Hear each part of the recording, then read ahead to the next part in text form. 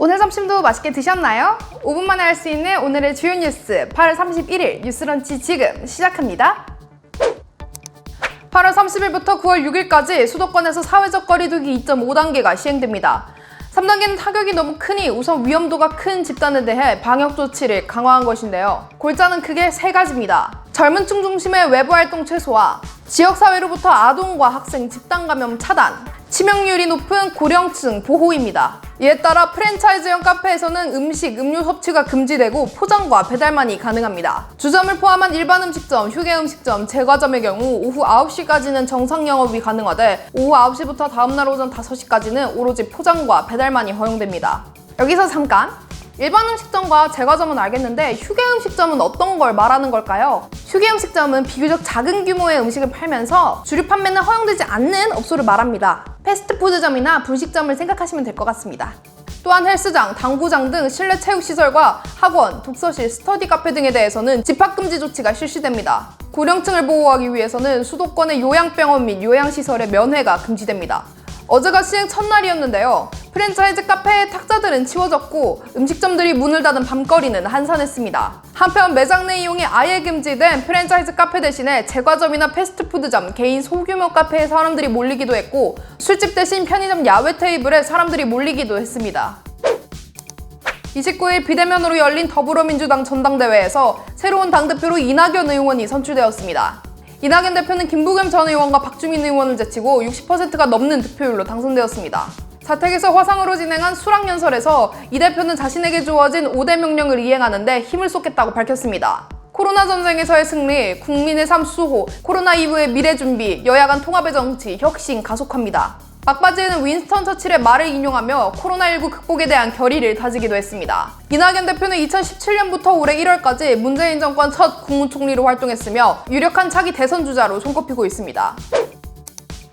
유명한 여행 컨텐츠 커뮤니티인 여행에 미치다 공식 SNS 계정에 불법 촬영물로 보이는 성관계 동영상이 게시되어 파문이 일고 있습니다. 영상은 29일 저녁 평창의 양떼 목장을 소개하는 글과 함께 올라갔다가 삭제되었습니다. 처음에는 업체 측의 사과문이 올라왔습니다. 바닷가의 일몰 사진과 함께 불쾌한 영상과 미숙한 운영으로 실망하신 분들께 사과드린다는 내용이었습니다. 여행에 미치다 조중기 대표가 이 사과문에 댓글을 달았는데요. 자신이 업로드한 당사자이며 영상은 직접 촬영한 것이 아니라 트위터에서 다운받은 것이라고 주장했습니다. 댓글 말미에는 대표직을 내려놓겠다고 밝혔습니다.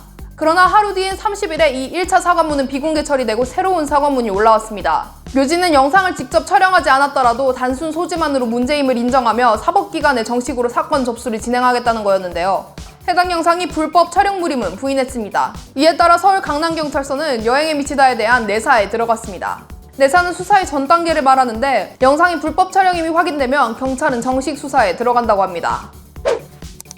지난 28일 아베 신조 일본 총리가 기자회견에서 사임을 선언했습니다. 사임 이유는 지병인 궤양성 대장염이 악화된 점 등으로 국정에 차질을 빚는 사태를 피하고 싶어서라고 합니다. 후임 총리가 누가 될 것인지에 대해 세간의 이목이 집중되고 있는데요. 그중 한 명인 스가 요시히데 관방장관이 출마를 선언하면서 유력 후보가 되었습니다. 관방장관은 일본 정부 내각의 사무를 총괄하는 내각관방의 장을 말합니다. 스가 장관이 유력 후보로 떠오른 이유는 그가 오랫동안 아베 총리와 손발을 맞춰온 인물로 갑작스러운 사임을 맞아 당면한 문제들에 무리 없이 대응해 나갈 수 있기 때문입니다. 스가 장관은 과거 아베 총리와 비슷해 보이는 남성이 위안부 소녀상에 무릎을 꿇고 사죄하는 영원한 속죄라는 조형물에 국제예의상 허용되지 않는 일이라고 말한 바 있고요. 지난 2013년에는 안중근 의사 표지석 설치 논의에 대해 안중근은 범죄자라며 유감을 표하기도 했습니다. 이런 과거 때문에 그가 총리가 되어도 그다지 달라지는 건 없을 거라 보는 시각도 있지만 한편으로는 이런 발언들은 아베 총리의 목소리를 대변한 것일 뿐이라며 스가 장관이 총리가 될 경우 아베 정권이 그동안 고집해온 혐한 정책을 그만둘 수 있다는 주장도 있습니다. 일본 자유민주당은 9월 17일 임시국회를 소집해 선거를 치를 예정입니다. 새로 지명될 총리의 임기는 원래 아베 총리의 남은 임기인 내년 9월까지입니다. 태풍 마이삭이 28일 필리핀 인근 해상에서 발생했습니다. 마이삭은 오늘 오전 3시 기준 오키나와 남쪽 660km 부근 해상에 있으며 9월 2일 밤부터 3일 이른 새벽 사이 남해안에 상륙할 것이라 예상됩니다. 기상청은 마이삭이 3일 새벽 부산 인근에 상륙 후 경북 지역을 관통할 것이라고 전망합니다. 2003년 큰 피해를 입혔던 매미와 비슷한 경로라고 하는데요. 세력이 점점 강해지고 있으며 현재의 풍속은 시속 144km에 달한다고 합니다. 바비와 달리 마이삭은 많은 비구름을 동반해 침수 피해도 예상됩니다. 일본군 위안부 피해자 이막달 할머니께서 29일 97세의 일기로 별세하셨습니다. 빈소 등 자세한 정보는 할머니와 유족들의 뜻에 따라 공개하지 않는다고 합니다. 이로써 우리나라 정부에 등록된 일본군 위안부 피해자 중 생존자는 16명입니다. 상가고인의 명복을 빕니다. 오늘 준비한 소식은 여기까지입니다. 오늘의 뉴스런치가 도움이 되셨다면 구독과 좋아요를 꾹꾹 눌러주시고요. 알림 설정을 누르시면 더 빠르게 뉴스런치를 받아보실 수 있습니다. 그럼 다음 시간에 뵐게요. 안녕!